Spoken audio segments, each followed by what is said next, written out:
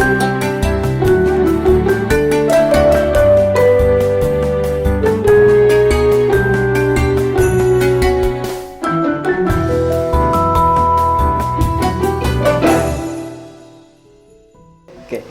kita masuk segmen selanjutnya. Kali ini ada pertanyaan tentang dari Dik Dinda. Waduh.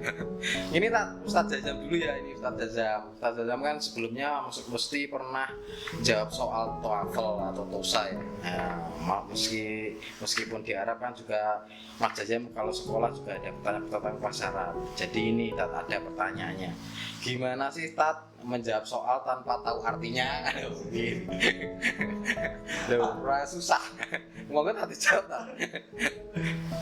Ya, sebenarnya gimana jawab soal tanpa tahu artinya?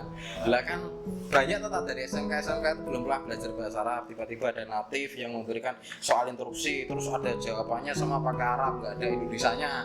Lho kuwi piye Tat? Monggo. Bisa ya saya menjawab pertanyaan tanpa tahu artinya bisa memang. Menjawabnya bisa. Ya, macam-macam, jadi caranya pun banyak gitu. Untuk menjawab seperti itu banyak caranya, nggak perlu kursus ke Mesir dan sebagainya, nggak perlu. Jadi banyak caranya bisa menjawab, tapi bener atau enggaknya nggak tahu. Bisa ya, dokter bisa macam-macam kayak gitu ya, bisa Bismillahirrahmanirrahim atau apa dan sebagainya. Artinya bisa, tapi Sholawat bisa tadi. makanya kalau untuk benar dan tidaknya lah itu lah yang susah ya. Tapi kalau soalnya tentang kaidah ya, misalkan kayak misal dalam shorof itu kan ada apa tasrifnya yaf'aluna yadrusuna dan sebagainya misalkan kalau soalnya hanya semacam itu masih bisa dikulik-kulik ya, artinya Allah tinggal ditambah dia sama wawu sama non di belakang, di depannya ta, belakangnya non gitu. Itu masih bisa. Tapi kalau yang selain itu mungkin kalau menurut saya ya, kalau untuk jadi jawaban yang benar ya susah. Tapi kalau untuk bisa menjawab bisa. Selalu ada jalan menuju rumah ya tadi. Oke. Bisa apa ya atau tidaknya itu. Ini rada error ya pertanyaan. Ini tak lebih Ustadz kan juga pastinya pernah punya mahasiswa yang dari nol banget ya. Ujuk-ujuk udah setengah semester, terus ada tes ujian TOSA, mau nggak mau mereka harus lulus. Pipi Tat, resepnya itu gimana Tat? Ya tadi sebenarnya kalau kan ada istilah itu fahmus soal nisfu jawab kan gitu kan. Jadi kalau memahami soal itu sudah bisa setidaknya setengah jawaban itu sudah ada di kepala kita lah kalau kita udah paham soalnya. Tapi kalau kita nggak paham ya sudah gitu kan, jawabannya pun setengah, ya benernya itu hanya ada di tangan Tuhan lah istilahnya gitu.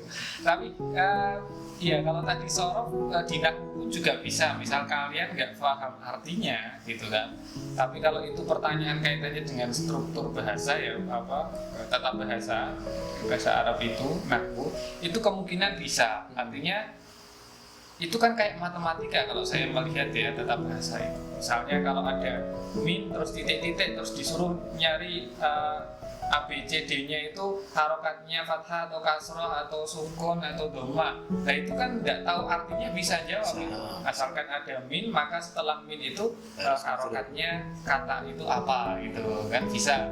Jadi ada yang modelnya soal di tes bahasa Arab tadi yang kayak gitu, tapi ada yang memang menuntut ya harus tahu artinya. Ya kan, kalau memang pengen kemungkinan jawabannya benar itu tinggi ya harus tahu artinya gitu kan. Misalnya kalau soal-soal yang kaitannya dengan percakapan ya, istima itu kemudian tentang qiraah ya kan, reading itu ya mau nggak mau kita harus tahu artinya. Tapi kalau yang model yang tata bahasa itu masih ada kemungkinan kita itu ngetrik lah ya, ngetrik kira-kira kalau setelah ini harusnya jawaban gini, itu nggak perlu tahu artinya pun bisa gitu. Oke, makasih banyak loh Tat. Ini terakhir Tat, ini kita kan ujian pertama kan istimak ya tadi ya. Istimak kan mau nggak mau kan kita langsung dengar dari natif ya tadi yang mengutarakan soalnya dan sebagainya.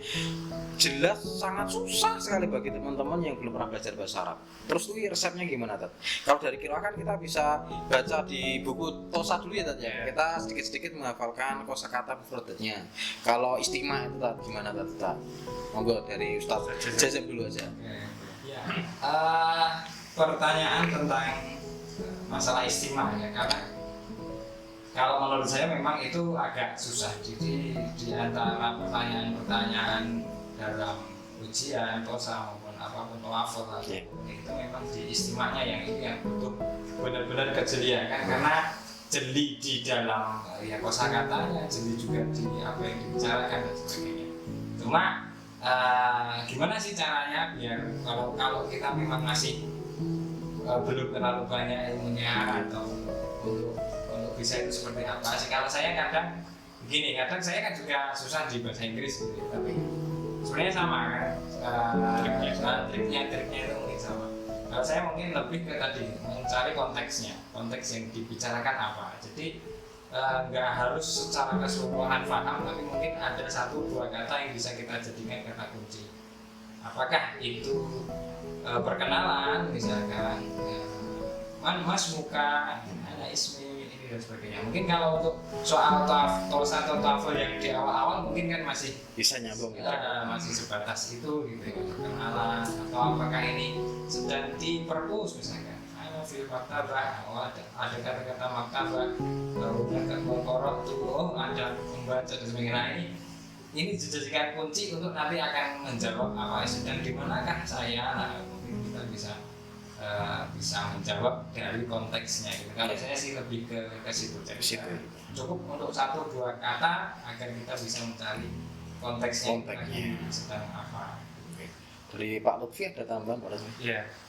Artinya kalau saya bisa boleh menyimpulkan tadi, ya seawam-awamnya kita harus mempersiapkan terkait kosakatanya minimal ya, kosakata yang minimal biasa terjadi. Maksudnya gini, kita sebenarnya bisa tebak biasanya soal-soal itu, percakapan itu terjadi di mana, itu biasanya nggak jauh-jauh dari misalnya ada di kampus atau percakapan di misalnya apa di kereta atau di tukang pos atau di mana gitu kan, di kantin. Itu sebenarnya tema-tema yang sebenarnya sudah jamak kita ketahui kan. Nah sebenarnya makanya trik kita juga minimal kita harus menguasai tidak begitu awam sekali terkait kosakata itu. Pekerjaan berupa fiil ya, pekerjaan berupa membaca, makan itu minimal lah harus tahu. Ya, membaca berarti kaitannya dengan buku dan lain sebagainya. Jadi mau nggak mau kita harus tahu kosakata dasar. Plus satu lagi tanya, mungkin untuk biasanya kan soalnya ada sapaan-sapanya tadi ya. Assalamualaikum waalaikumsalam. Itu juga kita bolak-balik kan. Nanti tidak assalamualaikum dijawab subhanallah khair kan repot ya tadi ya. Assalamualaikum subhanallah khair. Nanti jadi teman-teman bisa ikut tips dari bapak-bapak ini tentang bagaimana sih cara menjawab soal tosa berupa istimak dan sebagainya. Nanti kita ketemu di segmen berikutnya. Terima kasih. Mantap.